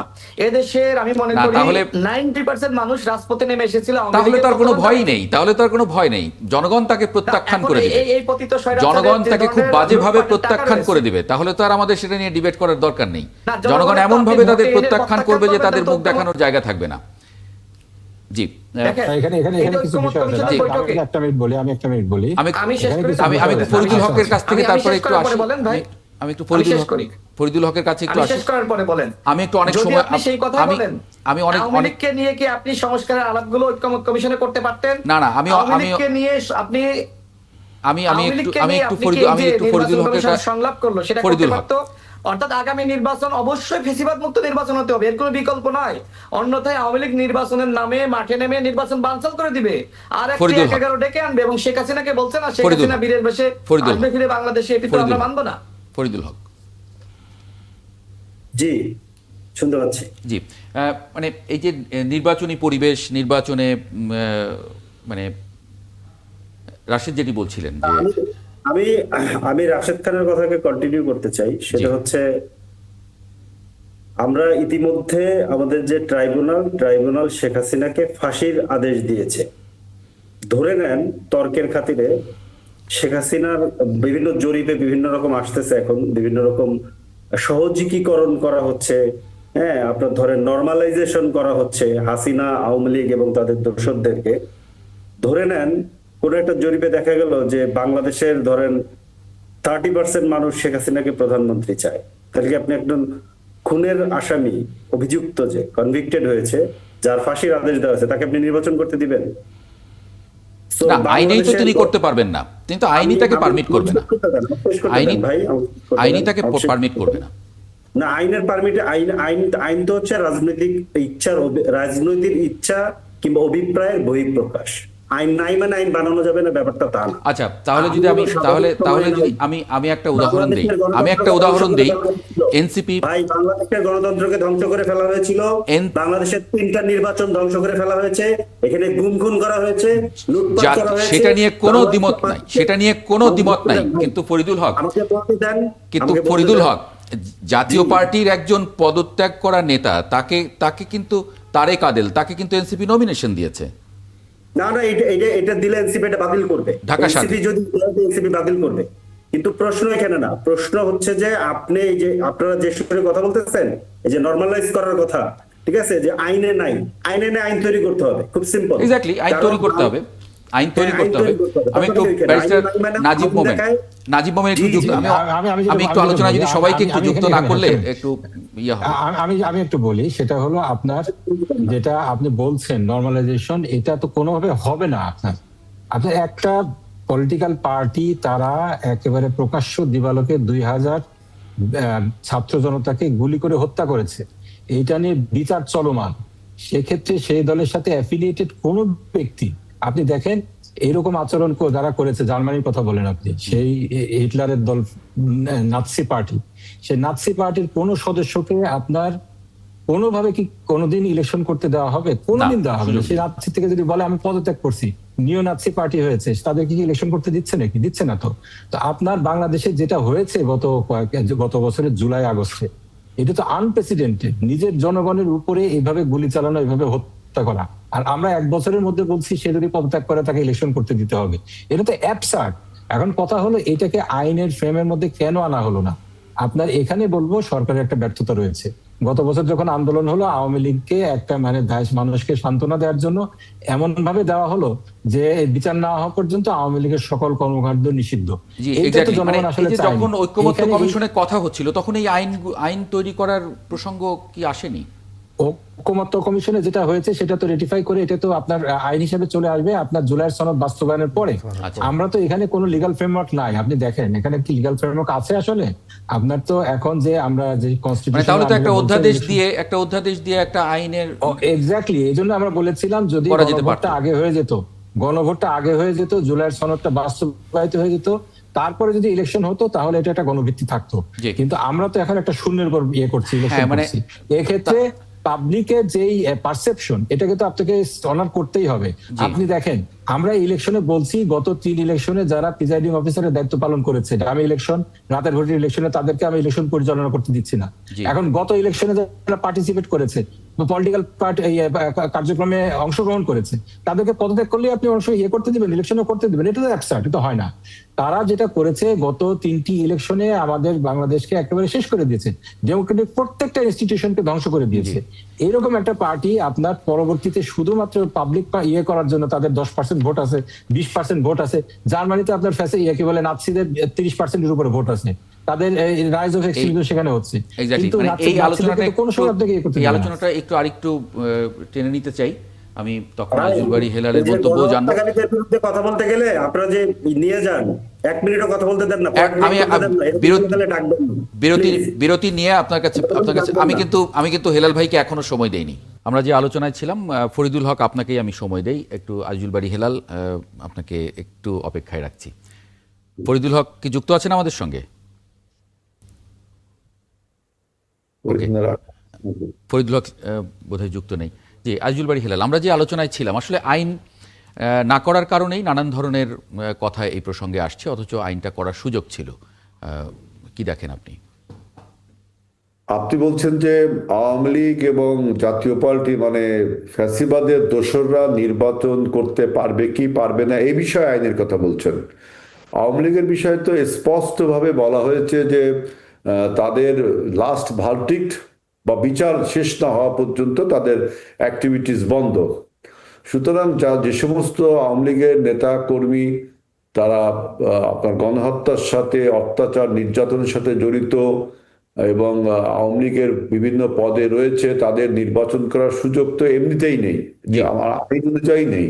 আপনার সরকারের যে বিধান আছে আইন অনুযায়ী নেই, এবং অনেকে এবার বিচার হয়েছে তারাও করতে পারবে না। কিন্তু যারা পদধারী আছে তারা স্বতন্ত্র নির্বাচন করতে পারা না পারা নিয়ে জাতীয় পার্টির সঙ্গে বলছি যে দেখেন, এখন যেমন জাতীয় পার্টি তো নির্বাচন করতে পারবে। যদি আপনি স্বৈরাচারের দোসর বলেন তাহলে তো 24-এর 7ই জানুয়ারি নির্বাচনে প্রায় 26টি দল অংশগ্রহণ করেছিল। 26টিকেই আপনার বন্ধ করে দেওয়া উচিত যদি জাতীয় পার্টিকে এভাবে করা হয়। আর আওয়ামী লীগের বিষয় যেটা বলছি, দেখেন এটা একটা লোক, ধরেন আপনি যদি এখন স্বতন্ত্র নির্বাচন করেন এবং আপনাকে আমি কালিমালিপ্ত করলাম যে আপনি আওয়ামী লীগ করেন, তাহলে আপনি নির্বাচন করতে পারবেন না। তার মানে কি, আপনি নির্বাচনটাকে কন্ট্রোল করছেন, একটা কন্ট্রোল নির্বাচন হচ্ছে। আমি আওয়ামী লীগের পক্ষে বলছি না, আমি বলছি যে কোনো ব্যক্তি স্বতন্ত্র নির্বাচন করার তো বিধান আছে বাংলাদেশে, এবং স্বতন্ত্র বাংলাদেশের জয়লাভও করেছে। যেমন পাকিস্তানে ইমরান খান স্বতন্ত্র দ্বারায় ফার্স্ট হয়েছে, তাই না? এখন আমি বলছি যে বাংলাদেশে যদি কেউ স্বতন্ত্র ইলেকশন করে এবং সে যদি জনপ্রিয় ব্যক্তি হয়, আপনি তাকে কিন্তু যদি বলে দিচ্ছেন যে সে আওয়ামী লীগ করে, তার মানে আপনি কিন্তু এখানে অথরিটি হয়ে যাচ্ছেন। এইটা কিন্তু একটা ফ্যাসিবাদী চিন্তা ভাবনা। এই জন্য আমি বলছি যারা আওয়ামী লীগের আপনার বিভিন্ন মামলায় জড়িত, বিভিন্ন অপশাসনের সাথে জড়িত মামলা রয়েছে, এবং পিপলস পারসেপশনও আছে যে সে আওয়ামী লীগের এই সমস্ত সন্ত্রাসের সাথে জড়িত পদে রয়েছে, তাদের নির্বাচনের ব্যাপারে সরকারের বাধা রয়েছেই সেখানে। কিন্তু জাতীয় পার্টির ব্যাপারে কোনো বাধা নেই, এটাকে বাধা থাকা উচিত বলে আমি মনে করি না। কারণ হাসিনার নির্বাচনে দামি নির্বাচন 26টি দল অংশগ্রহণ করেছে, সবাইকে বন্ধ করে দেওয়া হচ্ছে। তাহলে তো আপনার কন্ট্রোল নির্বাচন হলো, একটা নিয়ন্ত্রিত নির্বাচন হলো। এই জন্য বলছি যে স্বতন্ত্র যে কেউ দাঁড়াতে পারে। এখন কেউ দাঁড়ালে যদি আপনি তাকে আওয়ামী লীগ বলে ট্যাগ লাগান, এটা ঠেকাবে কে ঠিক করবে যে আওয়ামী লীগ করে কি করে না? পিপলস পারসেপশন যাই হোক। হেলাল ভাই, আমি আপনাকে একটা প্রশ্ন করতে চাই, যদি আমাকে আপনি অনুমতি দেন। অবশ্যই রাশেদ। আমার প্রশ্ন বা কথা হলো, আপনি যেটি বললেন না যে আসলে একজন স্বতন্ত্রভাবে ইলেকশন করছে, তা আপনি তাকে আওয়ামী লীগ ট্যাগ দিতে পারেন, মানে মনে করেন যে তার পদ পদবি আমি জানি না, কিন্তু যে ব্যক্তির আওয়ামী লীগের পদ আছে, যেহেতু শেখ হাসিনা দিল্লিতে, যদি কেউ পদত্যাগ করতে চায় তাহলে তাকে শেখ হাসিনার কাছে গিয়ে দিল্লিতে গিয়ে পদত্যাগপত্র জমা দিতে হবে, তাই না? আর আওয়ামী লীগের সাংগঠনিক কার্যক্রম যেহেতু নিষিদ্ধ হয়েছে, সুতরাং আপনি আগে যদি পদত্যাগ করতেন, গণঅভ্যুত্থানের আগে একটা কথা ছিল। আমার প্রশ্ন হলো যে আওয়ামী লীগের পদধারী নেতা যাদের আসলে ট্রাইব্যুনালে যে দলটির বিচার হচ্ছে, বিচারটা শেষ হয়নি, বিচার শেষ হওয়ার আগে সেই পদধারী নেতা নির্বাচনে অংশ নিতে পারবে কিনা, এবং আপনি সেটাকে সমর্থন করছেন কিনা? না, আওয়ামী লীগের যারা পদে আছে এবং গণহত্যার সাথে জড়িত, বিভিন্ন রকম অপকর্মের সাথে জড়িত, তাদের তো সরকারের বিধানে রয়েছে যে তারা আওয়ামী লীগের রাজনৈতিক কার্যক্রম নিষিদ্ধ, নির্বাচন রাজনৈতিক কার্যক্রমের মধ্যে পড়ে, তারা পারবে না। আমি বলতে চাচ্ছি, আজকে আমাদের যিনি মডারেটর, তিনি মনে করেন ইলেকশন করতে গেছেন, উনি খুব জনপ্রিয় তার এলাকায়। এখন আমি বা আপনি তার এগনিস্ট ইলেকশন করতে যাই বলছি যে উনি অমুক সময় আওয়ামী লীগ করতেন, উনি আওয়ামী লীগের তমুক, উনি স্বৈরাচারের দোষর, এই যে ট্যাগ লাগানোর যে প্রবণতা হবে, এই জন্য এই বিষয়ে একটা সুনির্দিষ্ট কোনো রূপরেখা নেই। কিন্তু কেউ যদি আপনার স্বতন্ত্র ইলেকশন করতে চায়, তবে তাকে কিন্তু বাধা দেওয়া বা আপনার ট্যাগ লাগানো উচিত হবে না। এখানে একটা স্পেসিফিক কোশ্চেন, সেটা তো সাধারণ রাশেদ একটা জিনিস, একটা মিনিট, হাফ মিনিট। আপনার কেউ যদি আওয়ামী লীগের জেলা সভাপতি থাকে ফর ইনস্টেন্স, তারপরে 5ই আগস্টের আগে সে পদত্যাগ করেনি, এখন সে হঠাৎ করে বলছে আমি পদত্যাগ করে স্বতন্ত্রভাবে ইলেকশন করব, এখন এটা কি আমরা অ্যালাউ করতে পারি? তার নামে তো নিশ্চয়ই মামলা থাকবে, তার নামে তো মামলা আছে। মামলা তো আপনার এখানে কোনো বিষয় না, মামলা তো অনেক জায়গায় আমরা দেখেছি মামলা হয়েছে, তাই না? ভাই মামলা না 64 জেলায় এসেছে 64 জেলায় মনে করেন যে 64 জেলায় কয়টা বিএনপি সরি আওয়ামী লীগের নেতার বিরুদ্ধে মামলা হয়েছে, পদধারী নেতার বিরুদ্ধে মামলা হয়েছে? এই মামলা তো এইভাবে করা যায় না। মামলা আমি চাইলে কালকে একটা মামলা করতে পারি, তাই না? তো এই মামলার উপর ডিপেন্ড করে আপনি কাউকে নির্বাচন করতে দিবেন আর কাউকে দিবেন না, সেটা তো হতে পারে না।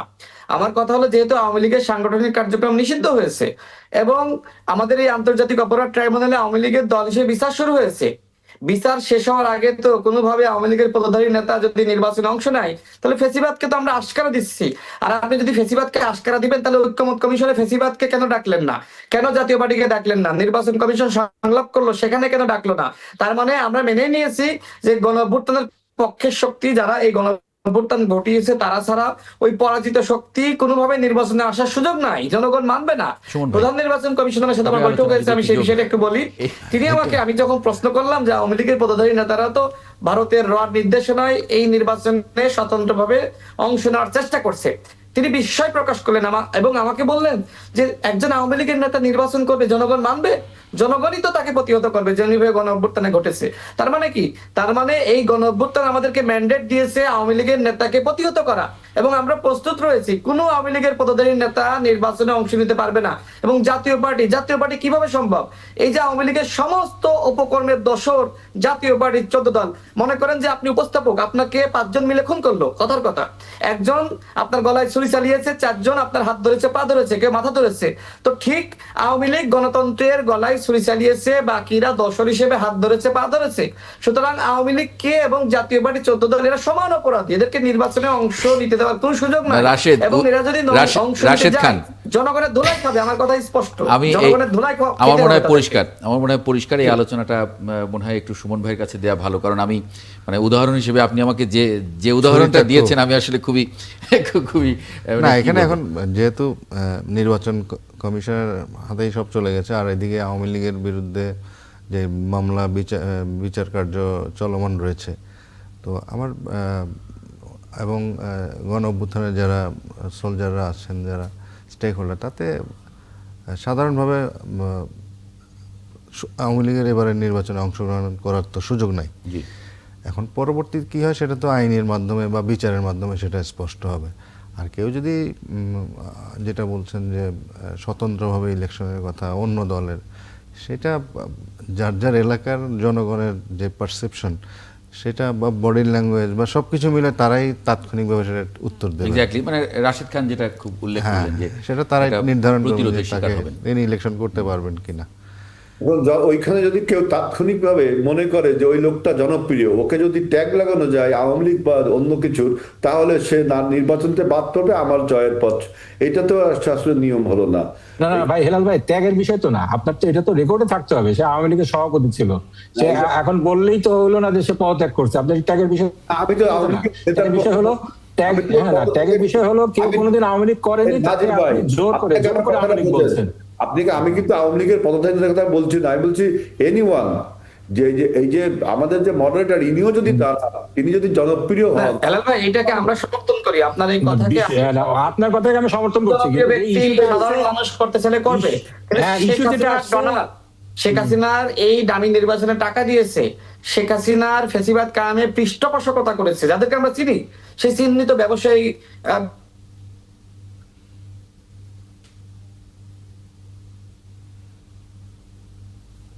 হলেও নির্বাচনে আমরা থাকবো। আমাদের কথা ক্লিয়ার। আপনি যেটা বলছেন, আপনার সাথে আমরা একমত যে কেউ যদি স্বতন্ত্রভাবে কোনো জনপ্রিয় ব্যক্তি করতে চাই, তাকে যদি কেউ ট্যাগিং করে, জনগণ তো দেখবে। কিন্তু প্রকৃতপক্ষে আওয়ামী লীগের নেতা শেখ হাসিনা সিদ্ধান্ত নেবে, তাকে তো আমরা সুযোগ দিতে পারি না। তাহলে তো এই গণঅভ্যুত্থানের প্রয়োজন ছিল না। এবং এই গণঅভ্যুত্থানের পরেও যদি এই নির্বাচনে তাদের সুযোগ দিলে, তারা তো আবার ফিরে আসবে, এবং তারা তো ওই সুযোগটাই চায়। যেহেতু জাতীয় পার্টি তাদের ভর করে আসতে পারে নাই, রিফাইন্ড আওয়ামী লীগ হিসেবে আসতে পারে নাই, এবার স্বতন্ত্র হিসেবে তারা ফিরে আসতে চায়, এবং এটা ভারতীয় প্ল্যান। আমি আপনাকে স্পষ্ট করি, আমি কয়েকজন উপদেষ্টার সাথে কথা বলেছি, বাংলাদেশের নিরাপত্তা উপদেষ্টা ভারতীয় নিরাপত্তা উপদেষ্টার সাথে বৈঠক করেছে, এবং সেখানে এই বিষয়টি নিয়ে আলোচনা হয়েছে যে আওয়ামী লীগের নেতারা এখন তাহলে স্বতন্ত্রভাবে অংশ নিবে। আপনি যে ইমরান খানের কথা বললেন, ইমরান খান কি অপরাধ করেছে কি করে নাই সেটা আমরা জানি। সেখানে জেনারেলদের সরকার, জেনারেলরা যা বলে সেইভাবে ওই রাষ্ট্র পরিচালিত হয়। তো সেখানে তো ইমরান খানের সাথে এক ধরনের মানে অন্যায় করেছে, আর বাংলাদেশে তো আওয়ামী লীগের সাথে আমরা অন্যায় করি নাই, সুতরাং ওই পিটিআর সাথে আওয়ামী লীগের তুলনা করার কোনো সুযোগ নাই। আওয়ামী লীগ এখানে অপ্রেসর, তারা তো নির্যাতনকারী, আর ইমরান খান নির্যাতিত। ডিফারেন্স না, মানে আওয়ামী লীগের পক্ষে আওয়ামী লীগ আমাদের আর্ক রাইভেল, এটা মনে রাখতে হবে। আওয়ামী লীগ আমাদের না, এই ক্ষেত্রে মনে হয় হেলাল ভাই আপনার সাথে আমাদের কোনো ডিফারেন্স নাই, কিন্তু প্রশ্নটা ছিল আওয়ামী লীগের পদধারীরা যদি পদত্যাগ করে স্বতন্ত্র নির্বাচন করতে চায় সেই ক্ষেত্রে কি হবে। সেক্ষেত্রে কেউ একজন বলার চেষ্টা করছিলেন তারা তো স্বতন্ত্র, সুতরাং তাদেরকে নির্বাচন করার সুযোগ দিতে হবে। কিন্তু আমাদের কথা হলো যারা আওয়ামী লীগের পদধারী ছিলেন তারা পদত্যাগ করলেও স্বতন্ত্রভাবে নির্বাচন করা তাদের সুযোগ দেওয়া উচিত না। এটা নৈতিকতার সাথে যায় না, এটা জুলাই বিপ্লবের সাথে যায় না। আমি আপনার এই টেলিভিশনে বলে রাখি, আমি কিন্তু এই বিষয়ে উপদেষ্টাদের জানিয়েছি এবং আমি নির্বাচন কমিশনের কাছে চিঠি দিয়েছি। সবাই আমাকে বলেছে এটা জনগণের দায়িত্ব, জনগণ কিভাবে আওয়ামী লীগকে মোকাবেলা করবে সেটা জনগণের সিদ্ধান্ত। গণ অভ্যুত্থানে আমরা যেভাবে মোকাবেলা করেছি, আমি কিন্তু ইতিমধ্যে মানে নির্বাচন কমিশন থেকে কি জবাব পেয়েছেন? নির্বাচন কমিশন থেকে কি জবাব পেয়েছেন? নির্বাচন কমিশন আমাকে ওই যে বললাম, প্রধান নির্বাচন কমিশনার বিস্ময়ে আমার দিকে তাকিয়ে থেকে প্রশ্ন করেছে আওয়ামী লীগ কি আসলে নির্বাচনে অংশ নিতে পারবে স্বতন্ত্র রূপে। মানে তিনি আমার কাছে প্রশ্ন করেছেন, জনগণ তো তাদেরকে আসলে কোনোভাবে নির্বাচনে অংশ নিতে দিবে না। মানে প্রধান নির্বাচন কমিশনারের কথা আসলে এইরকম ছিল। না, এখানে কিন্তু আবার কিছু আপত্তি আছে রাশেদ, কারণ এখানে যদি বিষয়টা জনগণের উপর ছেড়ে দেওয়া যায় তাহলে কি আবার মারামারি করতে হবে, আবার রাস্তায় নামতে হবে?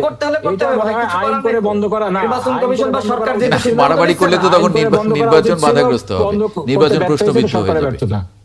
না, এখন যদি আপনাকে সরকার বা নির্বাচন কমিশন মারামারির দিকে ঠেলে দেয়, আওয়ামী লীগকে প্রতিহত করার দিকে ঠেলে দেয়, আপনি কি করবেন? গণ অভ্যুত্থানের পরে তো আপনার আমাদের সংগ্রামটা শেষ হয়ে যায়। একটা বিরতি আমাকে নিতেই হবে, একটা বিরতি নিতে বলা হচ্ছে। সংগ্রামের অংশ হিসেবে আগামী নির্বাচনে ফেসিবাদকে আমাদের হটাইতে হবে, ফেসিবাদকে তাড়াইতে হবে। 30 সেকেন্ডের একটা বিরতি নেব, 30 সেকেন্ডের একটা বিরতি নেব। দর্শক, একটা ছোট বিরতি নিয়ে ফিরছি ৭১ জার্নালের সঙ্গে থাকবেন আশা করি।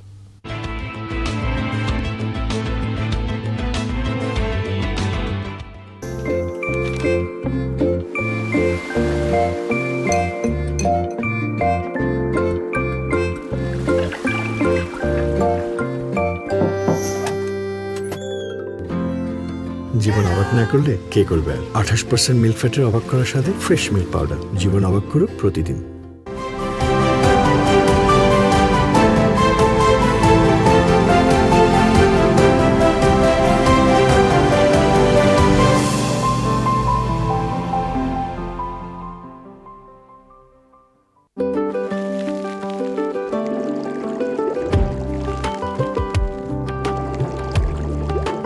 বাছাইকৃত সেরা পাতা থেকে তৈরি কড়া লিকারের অ্যান্টিঅক্সিডেন্ট ও ফ্লেভোনয়েড সমৃদ্ধ ফ্রেশ প্রিমিয়াম টি এক কাপে কাঁপিয়ে দিন।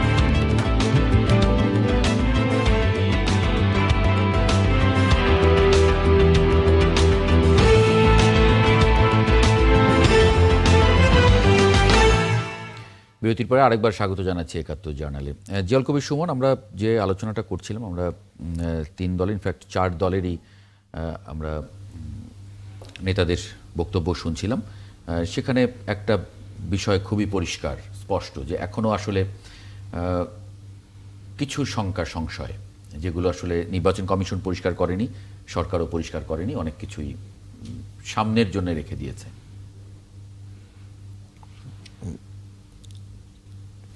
মানে যে জিনিসগুলো পরিষ্কার করেনি, মানে কে ইলেকশন করবে না করবে বা আরো অন্যান্য বিষয়গুলো, হ্যাঁ এরকম কিছু আছে।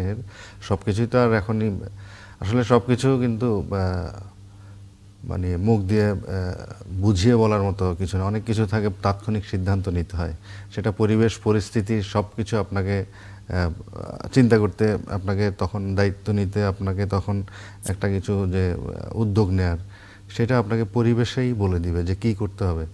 হ্যাঁ, তো সেরকম কিছু বিষয় এখানে আছে। আর এমনি এবারের নির্বাচনে কিন্তু এআই একটা বড় চ্যালেঞ্জ হিসেবে আমাদের সামনে আসবে। তারপরে আপনার আইন শৃঙ্খলা, অবৈধ অস্ত্র উঠানো, যেগুলো হারিয়ে গেছে সেগুলো উদ্ধার করাটা কিন্তু একটা বড় চ্যালেঞ্জ। তারপরে যে রাজনৈতিক দলের কথা আপনি বলছেন, তারা যে কিছু করবে না সেটার কোনো নিশ্চয়তা নেই। তারা নিশ্চয়ই এটা প্রতিহত বা সেটা কিছুটা ডিস্টার্ব হলেও তারা করার চেষ্টা করবেন।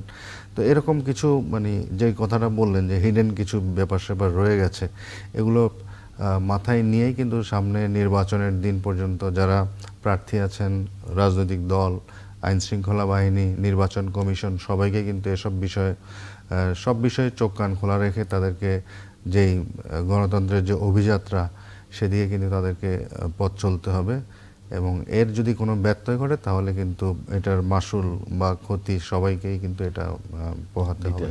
জি, আমার আর 3 মিনিটের মতো সময় আছে, আমি যদি তিনজনকে 1 মিনিট করে একটু দেই, কাকে দিয়ে শুরু করব? ব্যারিস্টার ডক্টর নাজিব মোমেন। জি জি, 1 মিনিট করে যদি একটু আপনারা নেন আমার জন্য সুবিধা হয়। না আসলে যে কনসার্নগুলো আসছে এগুলো তো জেনুইন, মানে ইলেকশনের ক্ষেত্রে জনগণকে আপনি মানে ইতিহাসের সেরা ইলেকশন করতে চাচ্ছেন, সেক্ষেত্রে জনগণকে সেভাবে স্পেস করে দিতে হবে, সেভাবে নিরাপত্তা দিতে হবে যাতে করে তারা নির্বিঘ্নে ইলেকশনে ভোট দিতে যেতে পারেন। সেটা কিন্তু আমরা একটা অভাব দেখছি। ভায়োলেন্স হচ্ছে, দেখলেন আমরা দেখলাম যে এবি পার্টির সেক্রেটারি জেনারেল ব্যারিস্টার ফুয়াদের উপরে হামলা হলো বরিশালে। সে একটা কথা বলার কারণে তাকে যেভাবে হেনস্থা করা হয়েছে, এভাবে যদি আপনার আইন শৃঙ্খলা পরিস্থিতির অবনতি হতে থাকে তাহলে তো এখানে লেভেল প্লেইং ফিল্ড থাকবে না, এখানে নিরাপত্তা থাকবে না। এই জিনিসটাকে কিভাবে অ্যাড্রেস করবে, এটা ইলেকশন কমিশনকেই করতে হবে, সরকারকেই করতে হবে। এটা কিভাবে করে এটা কিন্তু টাইম বলে দিবে। রাশেদ খান। দেখেন, নির্বাচনের জন্য নির্বাচনী পরিবেশটা খুবই গুরুত্বপূর্ণ। আমার কাছে মনে হয় শুধুমাত্র নির্বাচন কমিশন ফেয়ার ইলেকশন করতে পারবে না, সারা নির্বাচন করতে পারবে না। প্রত্যেকটা দলকে নির্বাচন কমিশনকে সহযোগিতা করতে হবে। বিশেষ করে বড় দল হিসেবে বিএনপি, জামাত ইসলামের ভূমিকা খুবই গুরুত্বপূর্ণ। আমরা চাই আগামী নির্বাচনে প্রত্যেকটা প্রার্থী যাতে তার নিজেকে তুলে ধরতে পারে এবং সে প্রচারণা করার ক্ষেত্রে সমানভাবে সুযোগ পায়। এবং প্রশাসনের মধ্যে কিন্তু এখনো পর্যন্ত সেই ফেসিবাদের দোসররা রয়েছে। আগামী নির্বাচনে আপনি এদেরকে আসলে কিভাবে ট্যাকেল দিবেন আমি আসলে নিজে বুঝতেছি না। সরকারের পরিকল্পনা কি সেটা বুঝতেছি না। আপনি ঢাকার ডিসি কে আপনি বরিশালে দিলেন আর বরিশালের এসপি কে আপনি ঢাকা আনলেন, এর মাধ্যমে তো আসলে আপনার হবে না। তো আমার কাছে মনে হয় আমাদের যারা গণ অভ্যুত্থানের শক্তি, আমরা যদি সোচ্চার থাকি তাহলে ওই প্রশাসন বলেন, বিভিন্ন জায়গায় বলেন, এমনকি নির্বাচন কমিশনে বলেন, ফেসিবাদের দোসররা আসলে ওইভাবে কিছু করতে পারবে না। সুতরাং আমি মনে করি দলগুলোর মধ্যে এক ধরনের সহনশীলতা থাকতে হবে, একে অপরকে সম্মান দিতে হবে। মাথায় রাখতে হবে এই নির্বাচন ব্যর্থ হলে বিএনপি ক্ষতিগ্রস্ত হবে, গণ অধিকার পরিষদ ক্ষতিগ্রস্ত হবে, জামাত ক্ষতিগ্রস্ত হবে। সুতরাং আমাদের ভিতরে প্রতিযোগিতা থাকতে পারে কিন্তু প্রতিহিংসা যাতে না থাকে সেদিকে সবার লক্ষ্য রাখতে হবে। এক্স্যাক্টলি, আপনি খুব ভালো বলেছেন। দলগুলোর মধ্যে আসলে একটু সমন্বয়টা দরকার এখানে। আজিজুল বারী হেলাল।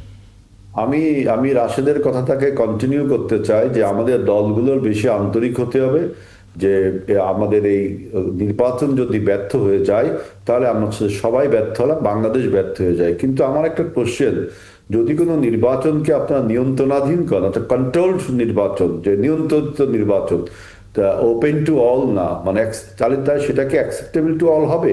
অ্যাকসেপ্টেবল টু অল এইটা যদি না হয়, ফ্রি ফেয়ার হলো ইলেকশন কিন্তু acceptable to all, that means domestically acceptable, internationally acceptable and people's perception acceptable. এইটা না হলে কি আমাদের এই নির্বাচনটা কি ব্যর্থ হবে না? এই জন্য আমি বলছি যে নির্বাচনটাকে যত খোলা ওপেন করা যায়, তার মানে এই না যে আপনি যারা গণহত্যার সাথে জড়িত যে দল আপনার বহিষ্কৃত হয়েছে সেই সব দলের কথা আমি বলছি না। আমি বলছি যে কে করবে নির্বাচন, কে করতে পারবে না, নির্বাচন কমিশনের যে রূপরেখা দিয়েছে সেই রূপরেখাটা যেন ঠিক মতো মানা হয়। এখানে আপনি কাউকে ইন্ডিকেট করতে পারেন না যে স্বৈরাচারের দোসর হিসেবে জাতীয় পার্টি কেন 26টি রাজনৈতিক দল ছিল। আমি যদি একটু করে বলতে চাই, ইসলামিক আন্দোলন তো একসময় আওয়ামী লীগের সাথে ছিল না? তাইলে কি আপনি সে নির্বাচন করতে পারবেন না? আমি সেটা বোঝাই। এখানে স্পেসিফিক্যালি আওয়ামী লীগের যে সমস্ত নেতারা আপনার এই গণহত্যার সাথে জড়িত, আওয়ামী লীগের জনগণ, সুতরাং আমি চাই না কোনোভাবে একটা কন্ট্রোলড ইলেকশন হোক, তাহলে কিন্তু অ্যাকসেপ্টেবিলিটি। আমরাও আশা করব যে ইতিমধ্যে 2 মাস আগে কিন্তু ইলেকশন কমিশন তফসিলটা ঘোষণা করেছেন, যেটা নর্মালি 40 থেকে 45 দিন আগে অন্যান্য সময়গুলো করতে, এবং এবার একটা নতুন হচ্ছে একটা গণ অভ্যুত্থান, এবং এখানে যারা অংশগ্রহণ করেছেন সবাই কিন্তু গণ অভ্যুত্থানের শক্তি, এবং এর মধ্যে একটা আপনার আলাদা হচ্ছে আপনার এনসিপি। তো তাদের দিকেও যেমন মানুষের দৃষ্টি থাকবে, ইলেকশনটা কেমন হচ্ছে, কতটুকু ফেয়ার হচ্ছে, সবাই সমান সুযোগ পাচ্ছে কিনা প্রচারণার, এবং নিরপেক্ষতা বজায় রয়েছে কিনা, তারপরে সামাজিক যোগাযোগ মাধ্যমে কতটুকু কে কার ক্যারেক্টার অ্যাসাসিনেশন করছেন সেদিকেও মানুষের দৃষ্টি থাকবে। আর সর্বোপরি বস্তুনিষ্ঠতা, সঠিক খবর টবর সবকিছু নিয়েই কিন্তু অনেক চ্যালেঞ্জ, এটাকে এত হালকাভাবে দেখার কিছু নাই। সেই জন্য সবাইকে সচেতন থাকতে হবে, সবাইকে নির্বাচনের দিকে ঐক্যবদ্ধ থেকে সামনের দিকে এগোতে হবে। জিয়াউল কবির সুমন, অনেক ধন্যবাদ। আজিজুল বাড়ি হেলাল, ব্যারিস্টার ডক্টর নাজিব মোমেন এবং রাশেদ খান, আপনাদের তিনজনকে যুক্ত হবার জন্য ৭১ জার্নালে আপনাদেরকেও ধন্যবাদ। দর্শক, আগামীকাল একই সময় ৭১ জার্নাল দেখার আমন্ত্রণ রইল, সঙ্গে পাবো।